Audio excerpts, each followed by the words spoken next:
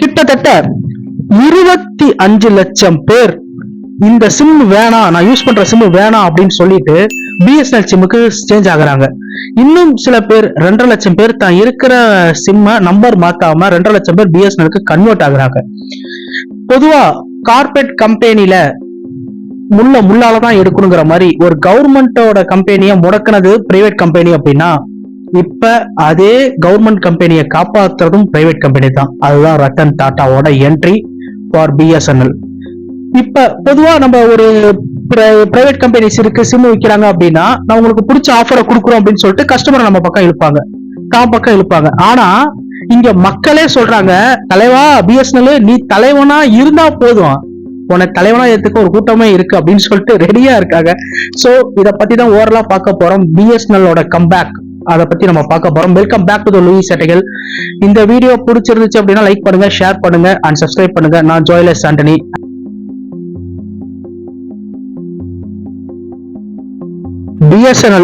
BSNL பத்தி சொல்லணும்னா, ரொம்ப ஸ்டாண்டர்டா நம்பர் மாத்தாம இருக்கிறவங்க தான் பிஎஸ்என்எல் சிம் எல்லாம் யூஸ் பண்ணுவாங்க. யங்ஸ்டர்ஸ் எல்லாம் என்ன பண்ணுவாங்க அப்படின்னா, பிஎஸ்என்எல் வந்து சிம் வந்து பாத்தீங்கன்னா ரொம்ப ஸ்டாண்டர்டா இந்த கவர்மெண்ட் எம்ப்ளாயிஸ் வந்து அதிகம் பேர் யூஸ் பண்றது இந்த பிஎஸ்என்எல் கம்பெனி தான். 2000 ஆரம்பிச்ச கம்பெனி 2000 இருந்து 2008 வரைக்கும் கிட்டத்தட்ட 50,000 கோடி வந்து லாபம் பார்த்த ஒரு கம்பெனி அப்படின்னு சொன்னா மிக ஆகாது. அப்படி இருக்கும் பட்சத்துல 2008க்கு அப்புறம் லைட்டா சரிவா சந்திக்குது. அதுக்கப்புறம் நிறைய பிரச்சனைகள், சில 2G சில பிரச்சனைகள் இதெல்லாம் வரப்ப பிஎஸ்என்எல் கொஞ்சம் ஸ்லோ டவுன் ஆகுது. புதிய புதிய சிம் நெட்வொர்க்ஸ் வந்து உள்ள என்ட்ரி ஆகுறப்ப பிஎஸ்என்எலுக்கு லைட்டா பலத்தை அடிபடுது. பிஎஸ்என்எல் வந்து கிட்டத்தட்ட அப்கிரேட் அப்படிங்கிற ஒரு வெர்ஷனுக்கு ஆகிறதுக்கு ரொம்ப மலைச்சாங்க. இதுதான் வந்து உண்மை. பிஎஸ்என்எல் வந்து ரொம்ப கஷ்டப்பட்டு ஆம வேகத்துலதான் நடந்துச்சு. நம்ம பசங்க எல்லாம் எப்படின்னா, அப்பெல்லாம் வந்து ஒரு சிம் ஒண்ணு ஆஃபர் கொடுப்பாங்க, அந்த ஆஃபரை யூஸ் பண்ணிட்டு அடுத்து வேற சிம்முக்கு மாறுறவங்களா இருக்காங்க. அந்த லிஸ்ட்ல வந்து நானும் ஒருவராக இருந்தேன். ஐடியா இருந்துச்சு, எம்டிஎஸ் ஒரு சிம் இருந்துச்சு, அதுக்கப்புறம் வீடியோகான் ஒரு சிம் இருந்துச்சு, ஏர்செல் சிம் இருந்துச்சு. இதெல்லாம் ஒழிச்சு கட்டிக்கிட்டு இன்னைக்கு ஜியோ அப்படிங்கிற ஒரு கம்பெனி இருக்கு அப்படின்னு சொன்னா அதான் நிதர்சனமான உண்மை. காரணம் அவங்க கொடுத்த அந்த offer packs, free SIM, net pack free, எல்லாம் ஃப்ரீன்னு சொல்லிட்டு அவங்க வந்து ஆதார் கார்டு நின்றுட்டு கியூல நின்று ரிஜிஸ்டர் பண்ணி, இங்க ஜியோ ஆபீஸ் இருக்கு, இங்க வந்து ரிஜிஸ்டர் பண்ணிக்கலாம், ஜியோ சிம் கிடைக்கும், ஜியோ சிம் வாங்கினா அப்ப வந்து நமக்கு வந்து பொங்கல் பரிசு தொகை கிடைச்ச மாதிரி அந்த அளவுக்கு வந்து அது ரொம்ப ஃபேவரா பீப்புள்ஸ்க்கு போய் சேர்ந்துச்சு. அதுக்கு முன்னாடி ஒரு சின்ன ஒரு விஷயத்தையும் நான் சொல்லணும்னு நினைக்கிறேன். நான் வந்து ஒரு மாசத்துக்கு 1 GB அப்படிங்கறதுல எனக்கு ரொம்ப பிடிச்ச சிம் டாடா டோகோமோ. ஸ்டூடெண்ட்ஸ்க்கு ஏத்த சிம்னா டாடா டோகோமோ தான் சொல்லுவேன். டாடா டோகோமோட நம்பரு ஏர்டெல்லாம் மாறுச்சுங்கிறப்ப நான் கதர்ன லிஸ்ட்ல நானும் ஒருவன். ஏன்னா டாடா டோகோமோ வந்து எனக்கு ரொம்ப பிடிக்கும். அப்ப வந்து நெட் பேக்குன்னு சொல்லிட்டு ஒரு கார்டு, ஸ்கிராச் கார்டு ஒன்று கொடுப்பாங்க. அதுல வந்து பாத்தீங்க அப்படின்னா அது ஸ்கிராச் பண்ணிட்டு அந்த நெட் கார்டெல்லாம் நம்ம போட்டுக்கலாம். அப்ப அதிகபட்சமா நம்ம வேணா நம்ம ஃபேஸ்புக் போறதுக்கு, நெட் ஸ்கோர் பாக்குறதுக்கு, இதுக்குதான் அந்த ஸ்கிராச் கார்டை யூஸ் பண்ணி நெட் பேக் போடுவோம். அதுக்கப்புறம் ஒரு மாசத்துக்கு 1 GB அப்படிங்கிறப்ப நம்மளா ஒழுங்கா இருந்தோம்னு தோணுச்சு. 1 GB நெட் தான் நம்ம மாசமே யூஸ் பண்றோம், அதுக்கு ஒரு பேக் போடுறோம் அப்படிங்கிறப்ப நமக்கு மனசுக்கு நிம்மதியாக இருந்தது. ஜியோ வந்ததுக்கு அப்புறம் ஏர்டெல் ஒரு கட்டத்துக்கு மேல வளர்ந்துகிட்டே வருது. அதே மாதிரி ரேட்டு ரொம்ப ஏத்துறானுங்க. உங்க ரவுடிசத்தை அழிக்க ஒருத்தன் வருவான்டா அப்படிங்கிற மாதிரி ஜியோ வந்ததுக்கு அப்புறம் ஏர்டெலும் வோடாஃபோனும் அப்படியே பம்பிக்கிட்டு இருந்துச்சு. அதுக்கப்புறம் என்ன நடந்துச்சு, அவங்களோட ஆஃபர்ஸ் எல்லாத்தையும் குறைச்சாங்க. ஜியோ கிட்டத்தட்ட இப்ப வரைக்கும் 42% மக்களை வந்து ஜியோ கவர் பண்ணிருக்கு, 38% மக்களை வந்து ஏர்டெல் கவர் பண்ணிருக்கு, 19% மக்களை வந்து கிட்டத்தட்ட வோடாஃபோன் கவர் பண்ணிருக்கு. அதுக்கு கீழே இருக்கிறது தான் இந்த பிஎஸ்என்எல். வீடியோகான் ஒரு சிம் இருந்துச்சு. அந்த சிம்மை பத்தி யூசர்ஸ்க்கு நிறைய தெரியும். வீடியோகான்ல வந்து ஒரு ஆஃபர் ஒன்று போட்டிருந்தாங்க, ஒரு நாளைக்கு அரை மணி நேரம் வீடியோகான் டு வீடியோகான் ஃப்ரீ. அடுத்து வீடியோகான் டு அதர் சிம்முக்கு அரை மணி நேரம் பேசிக்கலாம், 1 மணி நேரம் நீங்க யார்கிட்ட வேணாலும் பேசிக்கலாம். இதுதான் வந்து வீடியோகானோட ஆஃபர்னு சொன்னாங்க. அந்த சிம்மை வாங்கி அந்த ஆஃபர் முடிவு தூக்கி போட்டேன். சோ இப்படிதான். அப்ப வந்து தெரியாதுல்ல, நமக்கு ஒரு நம்பர் ஆல்டர்னேட்டிவ் வச்சுக்கணும். ஆல்டர்னேட்டிவ் நம்பர் இருந்துச்சு, பட் ஆஃபருக்காக மக்கள் தாகுறாங்க அப்படின்னு தெரிஞ்சுக்கிட்ட அம்பானி அதை தன்னோட சுயலாபத்திற்காக பயன்படுத்தி கொண்டாரா அப்படின்னு சொல்லிட்டு மக்கள் சில இடத்துல கேள்வி கேட்டாங்க. இப்ப ரீசெண்டா பாத்திருப்பீங்க, நான் டாடா டோகோமோட வெரியன் டாடா டோகோமோ சிம் இருக்கிறப்ப Tata Docomo to Tata Docomo 10 paisa, Tata Docomo to other mobile வந்து பேசணும் அப்படின்னா ஒரு நிமிஷத்துக்கு 50 பைசா. இந்த மாதிரி ஸ்கீம் எல்லாம் உண்மையிலே சந்தோஷமா இருந்ததா தான் நான் ஃபீல் பண்றேன். பட் இந்த ஜியோவா இருக்கட்டும், ஜியோ வந்து கொண்டு வந்த கதை இருக்கு, அது ஏற்கனவே ஒரு கதை ஒண்ணு இருக்கு, அதை திரும்ப பல வருஷம் கழிச்சு ரீவைண்ட் பண்ணா சரியா இருக்கும் அப்படிங்கறத நான் நம்புறேன். ஒரு ஊர்ல 10 கம்பெனி முதலாளிங்க 10 ஜியோ ஓபன் பண்றாங்க. 10 விதமான கம்பெனி. அந்த ஜூல என்ட்ரி டிக்கெட் வந்து 250 ரூபா. மக்கள் யாரும் இவ்வளவு காசா இருக்குன்னு சொல்லிட்டு அந்த ஜூவை எட்டி கூட பார்க்கல. அப்ப ஒரு புத்திசாலியான ஒரு முதலாளி ஒருத்தர் வராரு. வந்து அந்த கம்பெனியெல்லாம் பாக்குறாங்க. பார்த்துட்டு என்ன பண்றாரு, அவர் புதுசா ஒரு 12வது ஆளா ஒரு கம்பெனிய ஒரு ஜூவை வந்து ஓபன் பண்றாரு அந்த முதலாளி. எல்லா மக்களும் உள்ள வந்து இலவசமா வந்து ஜூவை வந்து வேடிக்கை பார்க்கலாம் அப்படின்னு சொல்லி சொல்றாப்புல. ஸோ லட்சக்கணக்கில் இல்ல கோடி கணக்குல வந்து அந்த ஜூல வந்து மக்கள் வந்து அப்பாயின்மெண்ட் கொடுத்து புக் பண்ணி வந்து பாத்துக்கிட்டே இருக்காங்க. பாத்துக்கிட்டே இருக்கிறப்ப ஒரு நாள் என்ன பண்ணிட்டாரு, இந்த மக்கள் உள்ள நுழையிற பார்த்த அந்த கம்பெனி முதலாளி ஜூ கதவை பூட்டிட்டாரு. சிங்கம் புலி எல்லாம் அவுத்து விட்டுருவேன், அதனால நீங்க வெளியில போகணும்னா 1000 ரூபா கொடுங்க அப்படின்னாரு. So zoo fees entry fees 250 ரூபாங்கிறப்ப கூட ஒன்றும் தெரிஞ்சுக்கல. இப்ப 1000 ரூபா கொடு அப்படின்னு சொல்ற இந்த கதையை தான் நான் முன்மொழிகிறேன். இதுதான் ஞாபகத்துக்கு வந்துச்சு. அடித்தட்டு மக்கள்கிட்ட ஒரு ஆசையை மூட்டி கிட்டத்தட்ட ஜியோவும் ஏர்டெல் வந்து ஆக்சுவலா வலிக்கே வரல, ஜியோ வந்தாங்க அப்படிங்கறதுனால ஏர்டெல் வலிக்க வந்தாங்க. இதுதான் உண்மை. சோ அப்ப ஃப்ரீன்னு சொன்னாங்க. அதுக்கப்புறம் வந்து போன் வந்து பேசிக்கலாம், அதுவும் ஃப்ரீங்கிறப்ப மக்கள் டபக்குன்னு மாறினாங்க. ஏன்னா ஜியோ கிட்ட என்ன ஒரு பெரிய ஒரு பிளஸ் பாயிண்ட் அப்படின்னா, பிஎஸ்என்எல், ஏர்டெல், ஏர்செல் இந்த மாதிரி பல கம்பெனில இருக்க கஸ்டமரை நம்ம பக்கம் எட்டி பார்க்க வைக்கணும். உங்களுக்கு ஃப்ரீன்னு சொன்னாதான் வருவாங்கன்னு தெளிவா தெரிஞ்சுக்கிட்டு நெட் ஃப்ரீ, சிம் ஃப்ரீ, என்ன வேணாலும் பேசிக்க, ரெண்டாவது இன்டர்நெட் ஃப்ரீ அப்படின்னு சொன்ன உடனே கிட்டத்தட்ட டக்குன்னு போய் ஜாயின் பண்ணாங்க.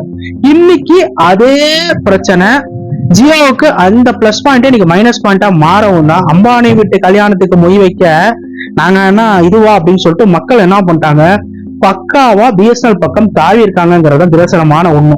ஒண்ணும் இல்ல, மக்கள் கேட்கிற ஒரே விஷயம், பிஎஸ்என்எல் ராசா எப்படியாவது 4G வச்சிரு, நீ உன தலைவனா நாங்க ரெடி பண்ணிட்டோம், நீ தலைவனா இல்லைன்னு ஆசைப்பட்டாலும் உன்னை ரெடி பண்ணிட்டோம் அப்படிங்கறதுனால கிட்டத்தட்ட 1% இப்ப வந்து அவங்களுக்கு இன்க்ரீஸ் ஆயிருக்கு. ஏற்கனவே வந்து 9% மக்கள் ஃபாலோ பண்ணி நடுவில் வந்து 1.5% குறைஞ்சி திருப்பி 1% ஏறி இருக்கு.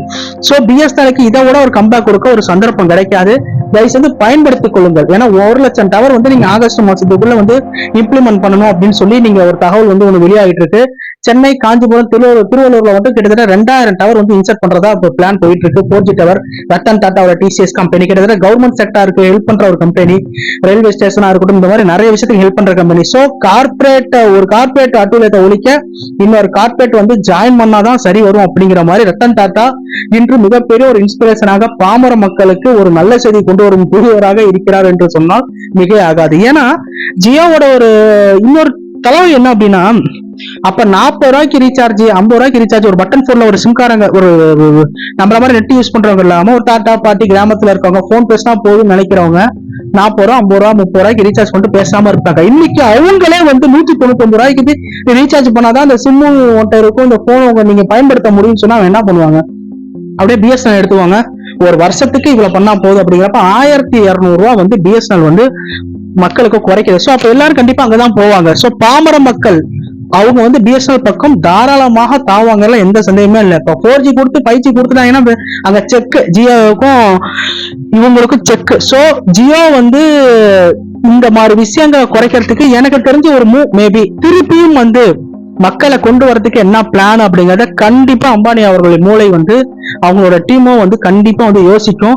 ஏன் சொல்றேன்னா, இந்த 5000 கோடி கல்யாணம் பண்ணார்ல, ஆனா இப்ப ரேட் ஏத்துனதுக்கு அப்புறம் அவருக்கு ப்ராஃபிட் எவ்வளவுன்னு கேட்டா 1,00,000 கோடி. இப்ப ரேட் ஏத்துனதுக்கு அப்புறம் 1,00,000 கோடி. சோ இங்க 5 கையில காமிச்சிட்டு 95,000 கோடியை வந்து நீட்டா அவரோட பிசினஸ் மூலமா எடுத்துட்டாரு. காரணம் அந்த இலவசம் அப்படிங்கிற ஒரு விஷயம். சோ மக்களே, நான் சொல்ல போற பாயிண்ட் என்ன அப்படின்னா, பல சிம்ம காவு வாங்கின ஜியோ சிம்ம இன்னைக்கு காவு வாங்குறதுக்கு மக்களே முடிவு பண்ணியிருக்காங்கிறது தான் நிதர்சனமான உண்மை. அவங்க என்ன சொல்றாங்க, பிஎஸ்என்எலுக்கு மூவ் பண்றப்ப கரெக்டா டவரை மட்டும் சிக்னல் கொடுத்துரும், உன் நம்பரை விட்டு நான் மாறவே மாட்டேன் அப்படின்னு சொல்றாங்க. சோ பிஎஸ்என்எல் இந்த தயவு செஞ்ச வாய்ப்பை பயன்படுத்திக்கோங்க. உங்களால முடிஞ்ச சேவையை கொடுங்க, அதை தரமா கொடுங்க. மீண்டும் பிஎஸ்என்எல்ல வந்து தலை தூக்க விடாம பண்றதுக்கு மேபி ஜியோ வந்து பிசினஸ் மூலமா சில மாஸ்டர் பிளான்களையும் பண்ணலாம். ஃபார் எக்ஸாம்பிள் விலையை குறைக்கலாம், இல்ல ஃப்ரீங்கிற ஒரு விஷயத்த கொண்டு வந்து கஸ்டமர்ஸை தக்க வச்சுக்க பார்க்கலாம். ஆனா இப்போ உள்ள பிஎஸ்என்எலோட ஒரு டைரக்டர் சொல்லியிருக்காரு, என்ன சொல்லியிருக்காருன்னா, கஸ்டமர்ஸை ஹோல்ட் பண்ணி தாவ விடாம பாக்குறது எங்களோட முதல் இலக்கு. அதுக்கப்புறம் வந்து நாங்க 4G 5G டவர் நட்டு வச்சாதான் கஸ்டமர்ஸ் இன்னும் இன்க்ரீஸ் ஆவாங்க. இப்ப 25 லட்சம் கஸ்டமர்ஸ் எங்க பக்கம் தாவனது வந்து ஒரு நம்பிக்கைக்குரிய ஒரு விஷயமா இருக்கு அப்படின்னு சொல்லிட்டு ஒரு ஸ்டேட்மெண்ட் ஒன்று கொடுத்திருக்காரு. சோ அதெல்லாம் பாக்குறப்ப ஒரு சிம்மு இப்ப என்னைக்குமே போட்டி கவர்மெண்ட் சைட்ல ஒரு விஷயம் இருக்கணும். ஏன்னா பிரைவேட் செக்ஷன் இப்ப யோசிச்சு பாருங்க, பிஎஸ்என்எல் அப்படிங்கிற ஒரு விஷயம் இல்லை அப்படின்னா இவங்க காம்படிட்டிவா வர மாட்டாங்கன்னு நினைச்சுதான் இஷ்டத்துக்கு ரேட் ஏத்திக்கிட்டே போனாங்க. இப்ப உலகத்துல நம்ம போன் இல்லாம சத்தியமா இருக்கவே முடியாது. அப்ப பிஎஸ்என்எல் ஒரு விஷயம் இருக்கு, ஒரு கடிவாளம் போடுற மாதிரி ஒரு கம்பெனி இருக்கணும், அதை அழிக்க பெறாம வச்சுக்கிறது நம்மளோட பொறுப்பாகவும் இருக்கணும். அந்த மாதிரி ஸ்கீம்ஸையும் மிதமிஞ்ச ஒரு அப்கிரேடட் கொடுத்தாதான் பிஎஸ்என்எல் நிற்கும். பிஎஸ்என்எல் இதை புரிஞ்சுக்கணும். அப்படியே 2G 3G அவங்க 5G வரைக்கும் போயிட்டாங்க, நீங்க என்ன 2G 3G இருந்தீங்க அப்படின்னா அது சரி வராது. சோ பிஎஸ்என்எல் இது வந்து ஒரு மிகப்பெரிய வாய்ப்பா பயன்படுத்துவாங்க. மக்கள் என்னைக்குமே அவங்க விடமாட்டாங்கிறது எனக்கு நல்லாவே தெரியும். பட் ஜியோ வந்து பிரைவேட் வந்து என்னைக்குமே கொஞ்சம் ஃபாஸ்டா இருப்பாங்க. எப்படி ஒரு கவர்மெண்ட் ஸ்கூல்ல ஒரு ஆனுவல் டே ஃபங்க்ஷன் வைக்கிறதுக்கும் ஒரு பிரைவேட் ஸ்கூல்ல ஒரு ஆனுவல் டே ஃபங்க்ஷனுக்கும் ஒரு டிஃபரன்ஸ் இருக்கும். அதே மாதிரி தான் அவங்களும். ஸோ அவங்களோட ஒரு மாஸ்டர் பிளானா யோசிச்சுக்கிட்டே தான் இருப்பாங்க. ஸோ நீங்க உங்க கொடுக்கறத நீங்க ஒழுங்கா கொடுத்தாலே போதும். அவங்க 10G வரைக்கும் போனாலும் நீங்க 5G சிறப்பா தரமா கொடுங்க. ஏன்னா மேக்சிமம் பாருங்களேன், காடு மலைகள் இதெல்லாம் வந்து பிஎஸ்என்எலோட டவர் வந்து சூப்பரா கிடைக்கும். அவங்க ஒரு தரவான ஆளுங்க தான். அதை வந்து அவங்க பெர்மனண்டா கரெக்டா வச்சுக்கணும், அவங்களோட ஸ்கீம்ஸையும் சரி அவங்களோட கஸ்டமரையும் சரி. ஸோ பிஎஸ்என்எல் தாத்தா வராரு கதிர விட போறாருங்கிற மாதிரி உங்களோட சம்பவத்தை தெளிவாக செய்யுங்க. ஏன்னா இங்க பல சிம்மு காவு வாங்கப்பட்டு அதுல இருந்து வர மக்கள் உங்களை தேடி வராங்கன்னா இதுதான் சான்ஸ்ன்னு சொல்லிட்டு பிரைவேட் கம்பெனி மாதிரி நீங்க கண்டிப்பா யோசிக்கணும். ரத்தன் டாட்டா இருக்காரு, 15,000 கோடி உங்களுக்கு கையில கொடுக்குறாரு அப்படிங்கிறப்ப அதை நீங்க கரெக்டா இம்ப்ளிமெண்ட் பண்ணி கரெக்டா உங்க சேவையை தொடரும் என்று நான் வாழ்த்துகிறேன். ஹோப் இனி இந்த சேனல் உங்களுக்கு பிடிச்சிருந்துச்சுன்னா லைக் பண்ணுங்க, ஷேர் பண்ணுங்க அண்ட் சப்ஸ்கிரைப் பண்ணுங்க. கூட இருக்க பெல் ஐக்கானையும் பிரஸ் பண்ணுங்க. And thank you and love you all.